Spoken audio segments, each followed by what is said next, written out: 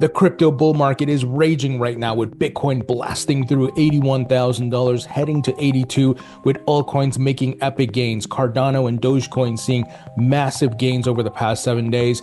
And I want to share what Charles Hoskinson is saying about working with the Trump administration on crypto policy for 2025. And he's looking to build a relationship back with the XRP community. I'll give you the details. Let's get into it.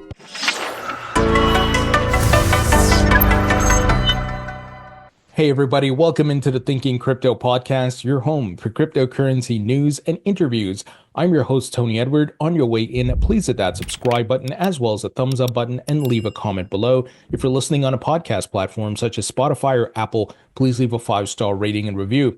Folks, Bitcoin has been on a tear today, blasting through $81,000 and even earlier in the day, blasting through 80. So right now at the time of recording, it's at $81,259, looking like it wants to go to 82, which is my price target. You guys have seen it in my newsletter. I've been talking about it. And that's where we could see a small pullback. Remember, this thing doesn't go up in a straight line. Bitcoin will hit overbought zones along the way. Doesn't mean the bull market's over. If you go back and look historically, it goes in phases. There are epic pumps, pullbacks, build support levels, then pump again, right? Until we reach the blow off top. You should notice by now, you should go on TradingView. I've been sharing it in the newsletter, on the channel, and much more. It's very important for you to understand that because the volatility is very high in this crypto asset class, right? So sometimes you have huge swings up, but also huge swings down. And if you're not using the technicals or the charts, you may think, oh no, this thing is done, run for the hills. But that's where you have to leave your emotions at the door and pay attention to the charts and the data, which I'm going to share with you here. But Bitcoin, guys, is in price discovery. It closed the week super bullish. I mean, the support level that we were looking for it to close is like above 71,000. It closed above 80. I mean, come on, right? That's incredible. So the bull market is so much fun, but once again, it doesn't last forever. So this is why I keep harping on have a plan, know which price points you're taking profits at. Don't listen to people who tell you don't take profits because a bear market will return. Many times the people who tell you don't take profits, they don't show you their portfolio. They don't show you their financial situation. And many times they're pseudonymous. They hide behind a comment. So you don't know who it is, right? But what they're doing, they don't want you to sell, but they're going to sell, right? And this is where you have to be careful. Stick to your plan. Know what you're going to do. And I've told you guys what my plan is. Take profits. There's some Bitcoin I'm never selling. I've said that many times. But take profits and reinvest some of it back in the bloody bear market because the bear market will return. So Bitcoin doing epic things, guys. Here's what Caleb Frenzen had to say about Bitcoin moving to 100K this quarter. He said Bitcoin needs to gain plus 24.4% to cross $100,000. So we're less than 25% away from $100,000. He says Bitcoin is up plus 27.8% since October 14, 2024. So pretty incredible, right? When you put it in percentages and the numbers, you see we're not far away. And here CoinsKid highlighted, this is my macro Fibonacci targets for Bitcoin. If we see Bitcoin smash through the minimal 82K target, these are the macro fibs on the monthly time frame to plot price discovery resistance for Bitcoin. So he's highlighting the 1.618 is at about $150,000. So he shows the different Fibonacci levels. And this is why you want to look at the data in the charts, right? And these patterns, they're not 100% perfect, but they're at least better than going with your gut or your emotions because markets will play with your emotions. And this is why you need to look at the data, what's happening, volume, sell pressure, metrics like the following that I look at, the Pi cycle top indicator. We're nowhere close to it. We're on the way up towards that cross, but we're nowhere close to the top. So we still have ways to go. In addition, we're seeing that supply, Bitcoin supply in exchanges continues to dump. That's a very good sign. It means whales are not moving their coins back on the exchanges to sell, like we saw earlier this year in 2024 when the Bitcoin ETFs were launched and the price went up to about 73,000. Guess what the whales were doing? Putting their coins back on the exchanges to sell. So once again, this is why you want to look at data. It's so important. In addition, we continue to see that accounts or wallets, I should say, with 10 or more Bitcoin, and usually this is sharks and whales, that continues to spike. And this data is brought to you by Sentiment, which is a partner of the podcast. You can check out the link in the description. So once again, we're looking at data to validate our thesis here. And here on Google Trends, searches for Bitcoin and crypto are up. So that means retail is waking up, but it's nowhere near the levels of previous bull markets, like let's say 2020 and 2021. It's not there yet. So we still got ways to go, guys. The euphoria hasn't hit the masses as yet. I personally think once Bitcoin hits $100,000, that beautiful round number that psychologically a lot of people gravitate to, you know what's going to happen. FOMO, mass media coverage, but that's where you want to be exiting or start your exiting. And that's what I'm going to be doing. You don't have to follow me, but I'm sharing the principles, the fundamentals of how smart money operates. Buy low, sell high.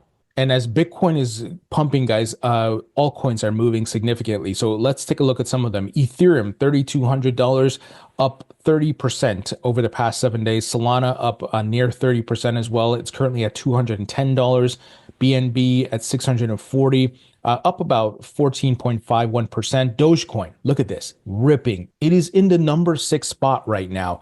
Guys, it is up 95% over the past 7 days. That's wild. XRP at 59 cents, up just over 17%, but Cardano has been ripping here at number 9 at 59 cents, but up near 79% over the past 7 days. Incredible gains, right? And this, once again, this is just a start. The liquidity will start cycling through different altcoins. They're going to move. So really, really bullish stuff. And I want to share something one user tweeted out, and I think it's a great sentiment.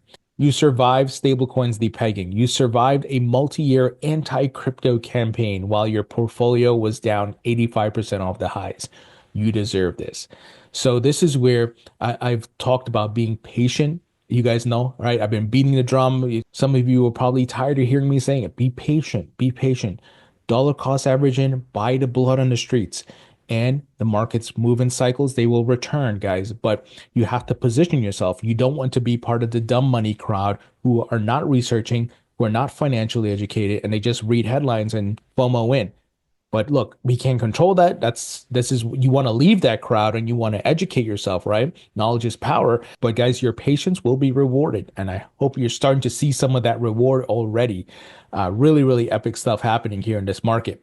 Here's an example of dollar cost averaging, buying the lows, and hodling and being patient.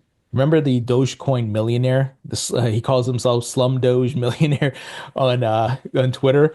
He said his portfolio is back up significantly. He said he primarily holds Dogecoin and ADA, so his portfolio is back in the millions. But he didn't dump. When his portfolio dropped to about 50K in the bloody bear market, he didn't dump. And he said he bought some more, and now he's up. So, guys, this is why it pays to understand the market, be financially educated, buy the dips, and hodl. So he shared a screenshot. He's back in the millions again. And pretty incredible stuff. I think it looks like his portfolio is over $5 million with a combination of Doge and as well as ADA. Now, guys, quick word from our sponsor, and that is VeChain, which is one of the top layer 1 enterprise blockchains that uses smart contract technology. They work with many different brands and companies building Web3 technology. I've been a VET token holder for years. Many of you know I'm bullish on this project. It's actually moving right now price-wise. But some of the key features of the VeChain blockchain includes it's secure, affordable, scalable, fast, and sustainable. And some of the key partnerships are Givenchy, PwC, that's one of the top 4 accounting firms in the world. Sam's Club, they're working with Walmart China, BMW, and also Boston Consulting Group. So if you'd like to learn more about VeChain, go to vchain.org. Link will be in the description. Now, guys, we got some very interesting statements coming from Charles Hoskinson, who's the founder of Cardano, of course. He said he's working with the Trump administration on crypto policy in 2025. And he also said that he's looking to rebuild a relationship with the XRP community and wants to participate with the RLUSD stablecoin. So it's important to note before I play the clip that Cardano is doing some collaboration with Bitcoin. So Cardano taps Bitcoin OS to integrate Bitcoin liquidity into its DeFi ecosystem using zero-knowledge cryptography for secure cross-chain functionality. So let me play the clip here from Charles. Second, a large part of my time in 2025 will also be devoted to the political process. I'm going to be spending quite a bit of time working with lawmakers in Washington, D.C., and quite a bit of time working with members of the administration to help foster and facilitate with other key leaders in industry the crypto policy. We have to do this and we have to get it done. There's a very high probability that the Republicans will control not only the Senate and the presidency, but also the Congress, the House.